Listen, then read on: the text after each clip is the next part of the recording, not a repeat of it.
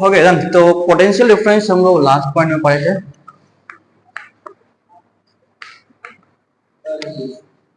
पता है हमें। ओके, तो देखो पोटेंशियल तक हम लोग पढ़े थे। पोटेंशियल को मेजरमेंट करने के लिए जिस इंस्ट्रूमेंट का यूज होता है उसको बोलते हैं वोल्ट मीटर। क्या होता है, लिख लो। Yes, voltmeter is use to measure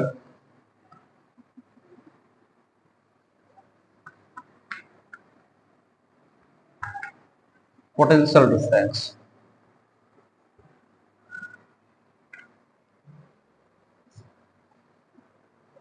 तो अच्छा, इसको लगाते कैसे हैं? It is always connected in parallel. Yes, it is always connected in parallel।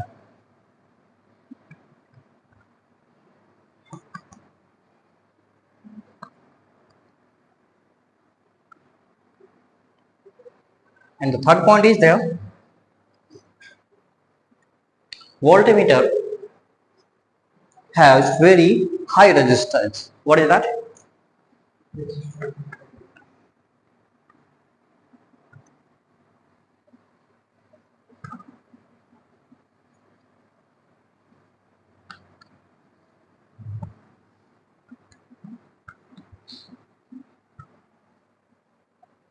और ये लगता है कैसे? देखो, ये लगता है ऐसे, जैसे मान लो ये रेजिस्टेंस है, let's say this is the resistance, और मे बी एनी डिवाइसेस, यहाँ बल्ब लगा हुआ है मान लेते हैं। तो ये जो होगा ना, यहाँ हम लगाएंगे ऐसे वोल्टमीटर को, ये बोलते हैं पैरेलल कनेक्शन। आमीटर कैसे लगा हुआ था? देखो, आमीटर के लिए हम ऐसे लगाते हैं,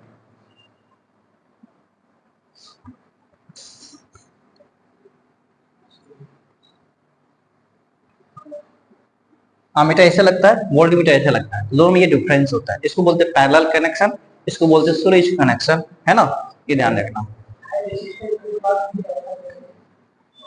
देखो बताते इसका रीजन क्या है। ये सीरीज है,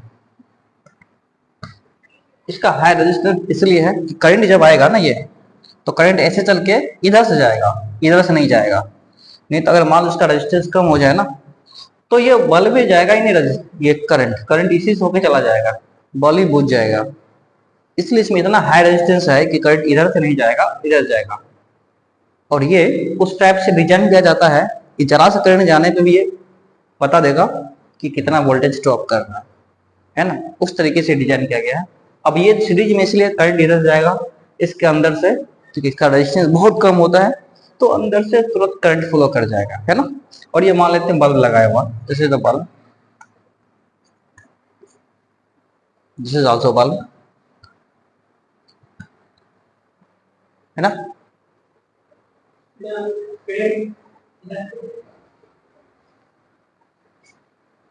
क्या बोल रहे, क्या बोला, क्या करंट? वोल्ट मीटर करंट जो है ना, इधर से बहुत कम जाएगा, बहुत कम करंट इधर से जाएगा, ठीक है।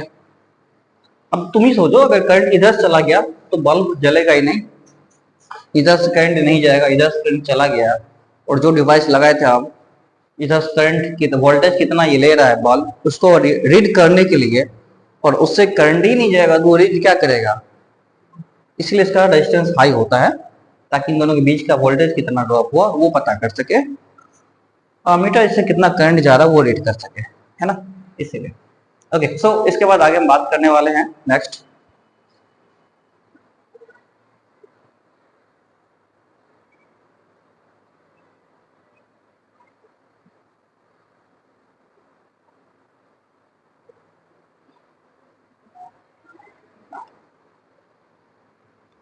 आगे हम बात करते हैं रेजिस्टेंस।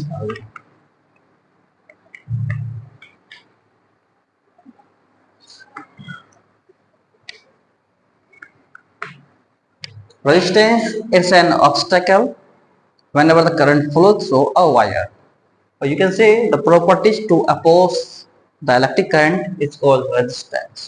इसका मतलब क्या होता है? एग्जाम्पल तुम ऐसे समझ सकते हो क्या? तुम साइकिल से मान लो मार्केट होके जा रहा है और सब्जी मार्केट के पास बहुत ज्यादा भीड़ मिल गया, तुमको क्या करना पड़ेगा, साइकिल उसके सर से निकालेगा ना, तो स्लो करेगा। तो स्लो करने का मतलब क्या हुआ, तुम्हारा स्पीड क्या हो गया, कम हो गया। जस्ट सेम वही चीज है, ये भीड़ जो होता है, भीड़ क्या करता है, रेजिस्टेंस पैदा करता है। तो भीड़ क्या हो, तुम्हारा रेजिस्टेंस हो गया। समझ रहे बात को, सेम वैसा ही है, स्पीड में जा रहे रास्ते से भीड़ मिल गया, स्पीड कम हो गया तुम्हारा। यही बात जिसका रेजिस्टेंस का होता है, ये अपोज करता है फुल ऑफ करंट को। ठीक है, बात समझ रहे हो। लिखो इसमें, the properties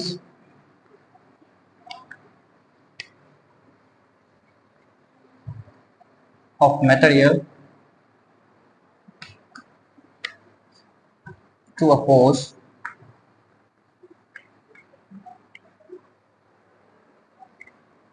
the current।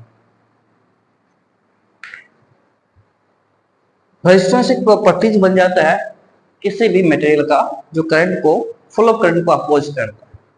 ये हर अलग अलग ऑब्जेक्ट का अलग अलग प्रॉपर्टीज, अलग अलग ये प्रॉपर्टीज होता है क्या, अपोज करने का। जैसे सबसे कम जो अपोज करने का क्षमता होता है, ये सिल्वर का होता है, क्योंकि सिल्वर एक बेस्ट कंडक्टर है ना। तो रेजिस्टेंस जितना ज्यादा उतना खराब कंडक्टर, सुपर कंडक्टर भी आएंगे हम, है पहले उसका रेजिस्टेंस 0 हो जाता है, वो सुपर कंडक्टर बन जाता है। अभी हम इसकी बात कर लेते हैं, ठीक है। देखो, तो रेजिस्टेंस जितना ज्यादा उतना कंडक्टिविटी कम, ठीक है।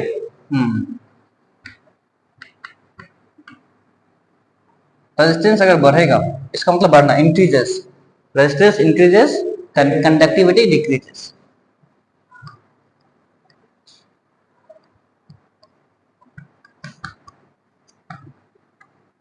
मतलब रेजिस्टेंस बढ़ेगा तो कंडक्टर जो है, जितना अच्छा कंडक्टर है, ठीक है, वो कम खराब हो जाएगा, उतना कम मतलब कंडक्ट करेगा करंट को।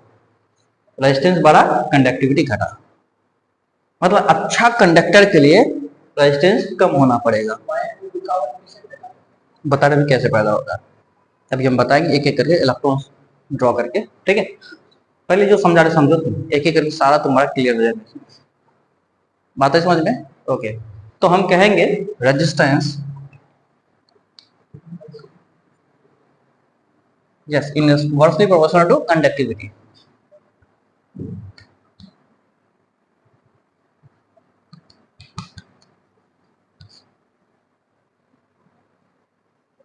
are inversely proportional to conductivity को हम सिग्मा से नोट करते हैं, this is called sigma for the conductivity. Yes,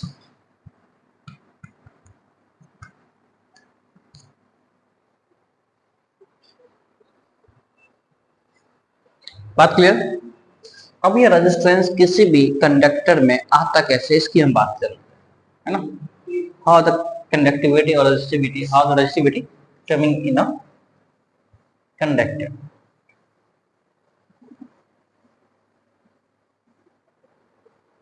देखो अब होता क्या है कि मान लेते हम एक कंडक्टर है, किसी वायर का पीस है ना, इसको हम बड़ा करके दिखा रहे हैं।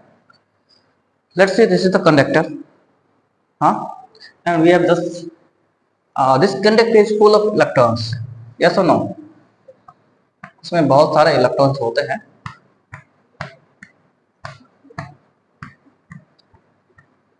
और ये अपने आप नहीं चलेगा। क्यों नहीं चलेगा अपने आप, क्योंकि जब तक इन दोनों के बीच का कुछ पोटेंशियल क्रिएट नहीं होगा, तब तक ये अपने आप नहीं चलेगा।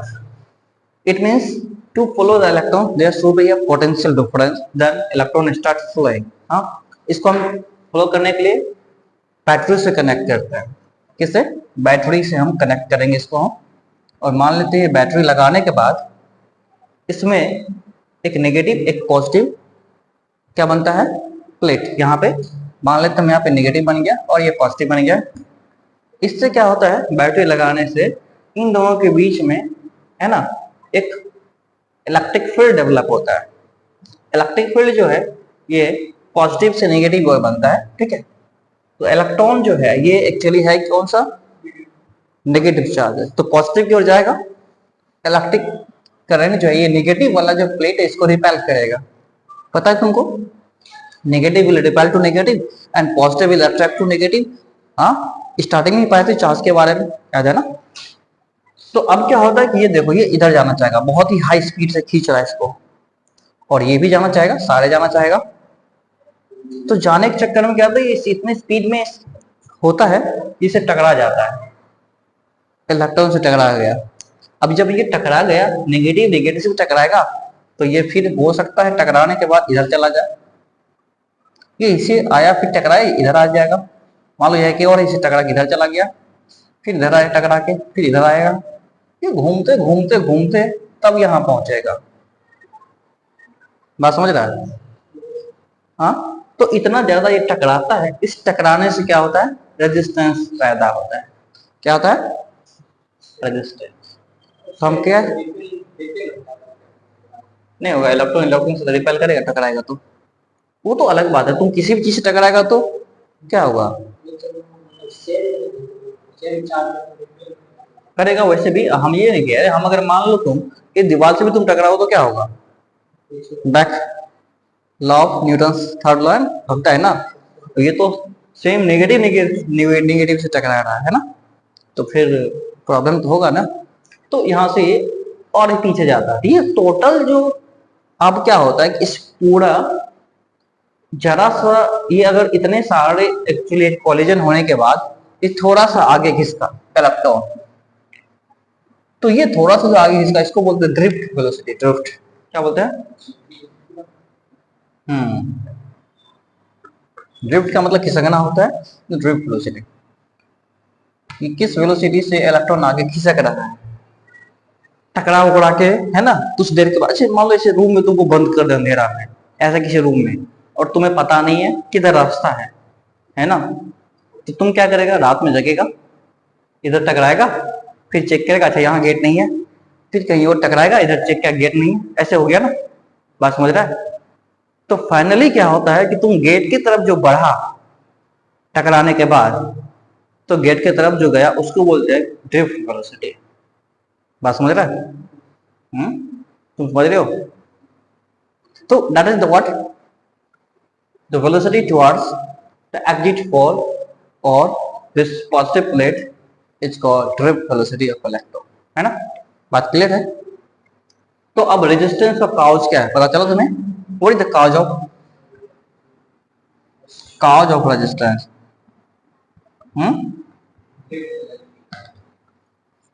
Due to being high kinetic energy of electron, they start colliding itself and try to move in a random direction. Start moving in random direction. That is the main cause of resistance. क्या होता है कि when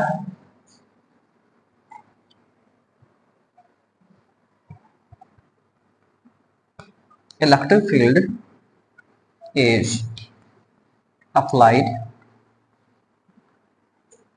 across the conductor,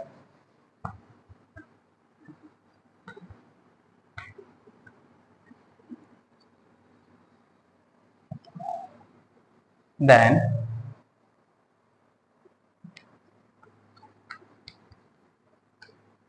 electrons kinetic energy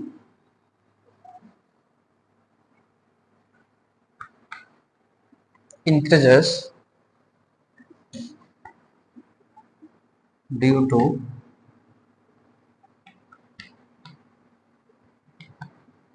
collision takes place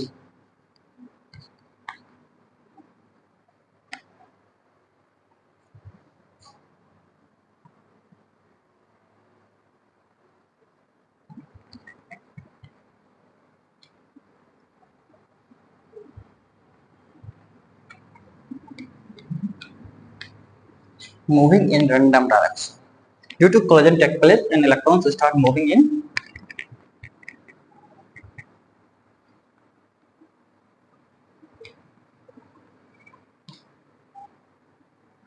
direction. तो इससे electron जो है random direction में घूमना शुरू कर देता है, इलेक्ट्रॉन को जिधर जाना तो उधर नहीं जा पाता है ना। तो ये हो गया तुम्हारा रेजिस्टेंस का cause.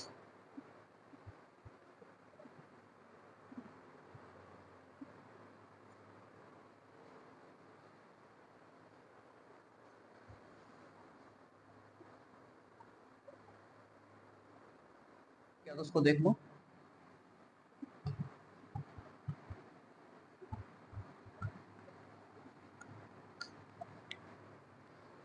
The speed by which electron move toward the positive terminal is called its trip velocity.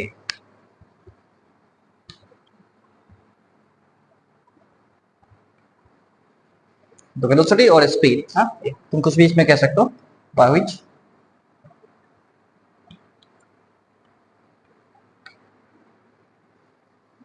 Velocity ज्यादा अच्छे हैं स्पीड का, क्योंकि ये ऐसा ऐसा रैंडम मूव करता है। by which electrons move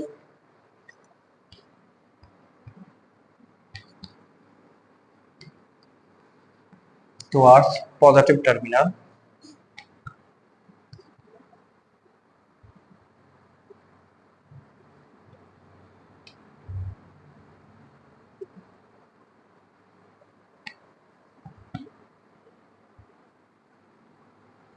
is called drift velocity.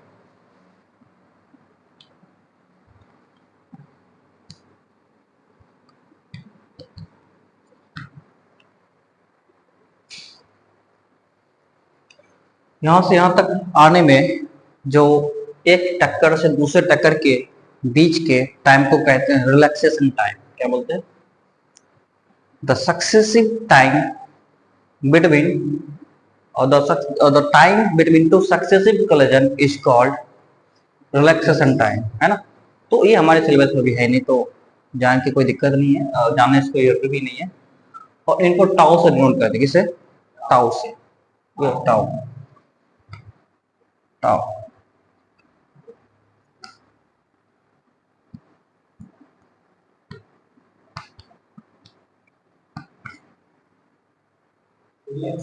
हाँ, रिलैक्सेशन टाइम। दो सक्सेसिव कोलिजन के बीच के टाइम को रिलैक्सेशन टाइम बोलते हैं। ठीक है, तो ये हमें सिलेबस में भी नहीं, इसको अभी ध्यान भी नहीं देना। आईसीएसई सिलेबस में भी नहीं है, तो इसमें ज्यादा दिक्कत नहीं है हमें पढ़ने की। ठीक है, क्लियर ये बात यहाँ तक। ओके, अब इसके बेसिस पे कुछ हम बात करते हैं कि रेजिस्टेंस इंक्रीज कब होगा, डिक्रीज कब होगा, या एज इट इज जैसे वैसे कब रहेगा। ठीक, इनके बारे में बात करते हैं।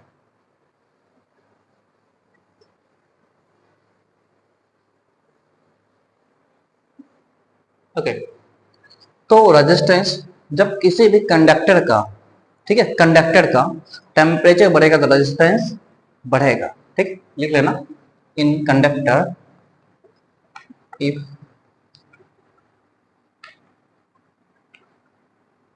temperature increases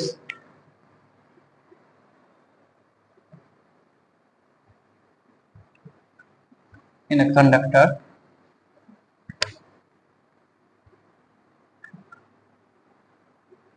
then resistance decreases. Sorry, resistance increases. If temperature increases, then resistance increases. Temperature बढ़ेगा तो रेजिस्टेंस भी बढ़ता है, किसी भी कंडक्टर की हम बात करें तो। Temperature increases in a conductor, then resistance increases. बात है समझ में? ऐसा क्यों? टेम्परेचर बढ़ेगा तो इलेक्ट्रॉन का काइनेटिक एनर्जी और बढ़ेगा, इलेक्ट्रॉन जल्दी जल्दी मूव करेगा और जल्दी जल्दी टकराएगा। तो जब जल्दी जल्दी टकराएगा तो क्या होगा? जल्दी जल्दी उसका रेजिस्टेंस इंक्रीज हो जाएगा जल्दी से टकराने पे, और वो मूव करना जो पॉजिटिव प्लेट तरफ चाहेगा वो कम हो जाएगा, तो स्पीड उसका कम हो जाएगा पॉजिटिव प्लेट की तरफ, ओवरऑल स्पीड। तो इससे उसका पता चलता है रेजिस्टेंस बढ़ गया है। तुम यही मान लो ना अभी, कि अगर मान लो ये रूम है, इस रूम में भी क्या होता है कि टेम्परेचर कम है ना। ज्यादा टेम्परेचर हो गया तुम लोग दूर दूर जाना चाहेगा, नहीं चाहेगा? अगर 100 आदमी इस रूम में आ गया तो और बहुत ज्यादा गर्मी आ गया तो आपस में टकरा के दो चार तो ऐसे भी गिर जाएगा, उलट जाएगा, है ना। नहीं होगा? ये तो इलेक्ट्रॉन सी, ये तो क्या कहते हैं इसको, नॉन लिविंग थिंग्स हैं। तुम लोग तो लिविंग थिंग्स हो, तुम लोगों में ये परेशानी हो सकता है।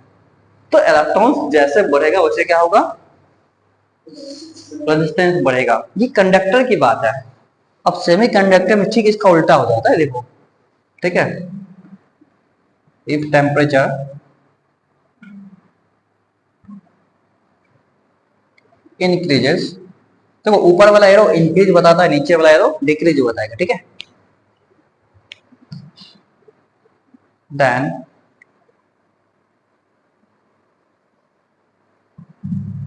इन a semi conductor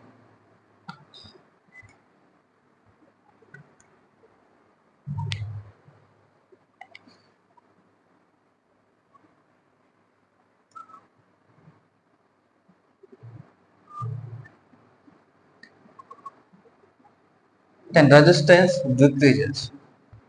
Hmm.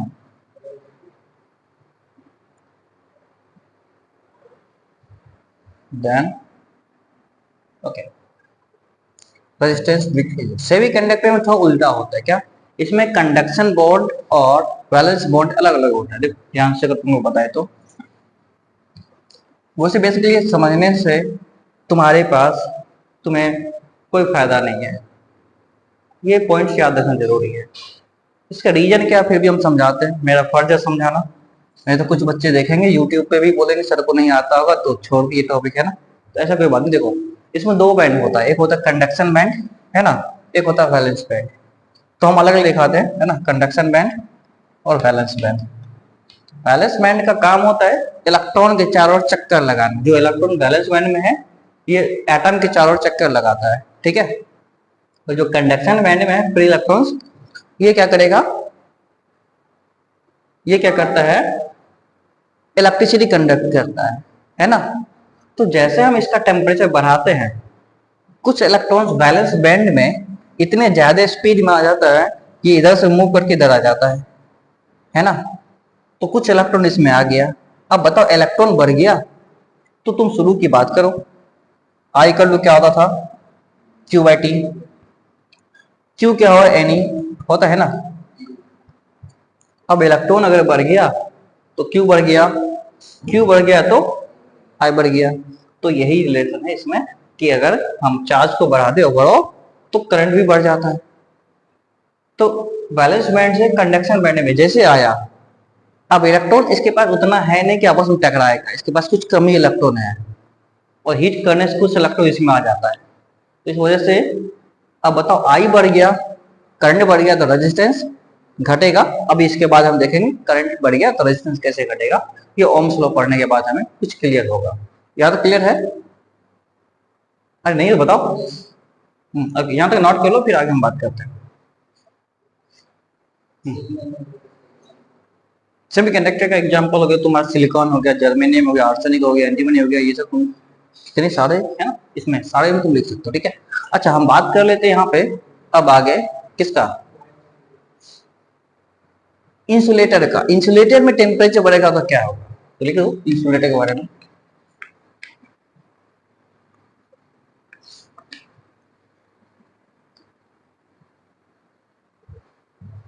Insulator में ठीक है, अगर मान लो हम टेम्परेचर को बढ़ाते हैं तो इसका रेजिस्टेंस घटेगा, इसमें भी।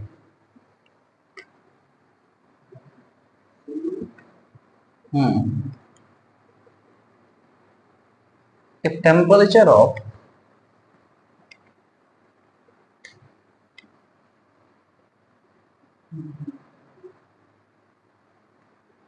insulator increases, then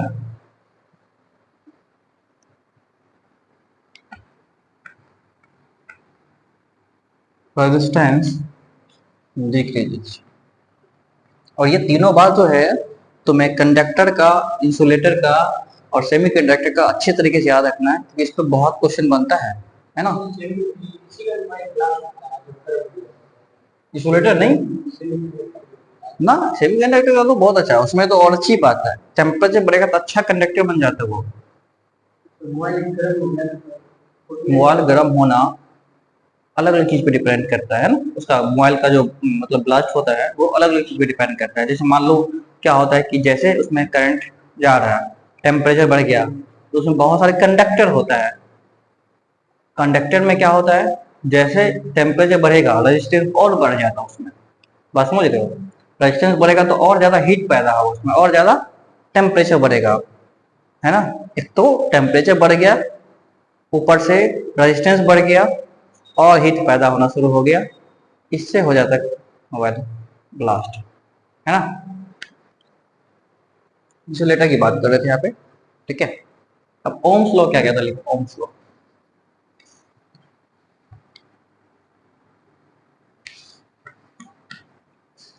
अगर बात करें टेम्परेचर कांस्टेंट हो, है ना, टेम्परेचर अगर कांस्टेंट होगा तो V directly proportional to I होगा किसी भी कंडक्टर में।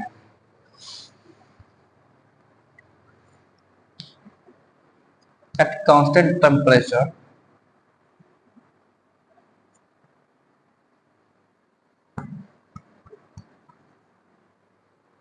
applied potential difference, PD मतलब potential difference applied to a conductor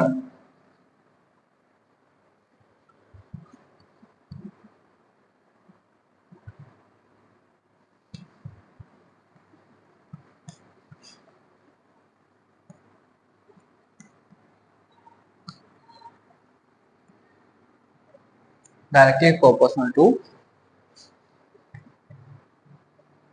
current।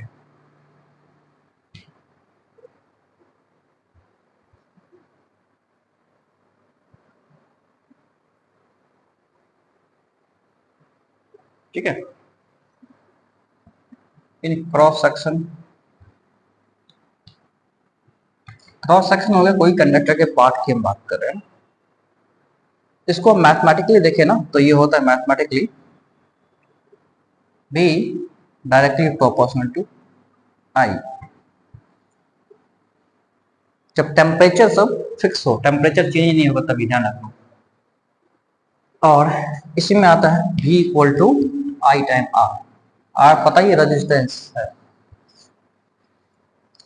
क्योंकि ये प्रोपोर्शनलिटी को इक्वल करने के लिए कोई कांस्टेंट लगाते हैं, ये आर यहाँ कांस्टेंट है, और ये आर इक्वल टू हो गया तुम्हारा V अपन आई। तो मतलब V और I का रेशियो जो है रेजिस्टेंस होता है किसी भी कंडक्टर में, V और I का रेशियो रेजिस्टेंस बताता है।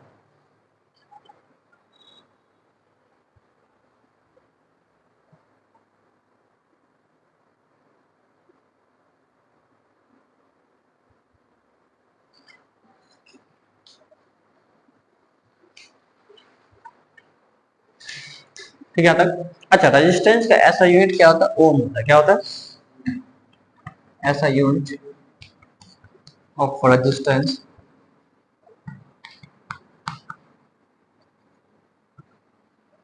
इज ओम। तो आज हम यहाँ तक रखते हैं, नेक्स्ट टाइम फिर इसके बाद पढ़ने वाले हैं।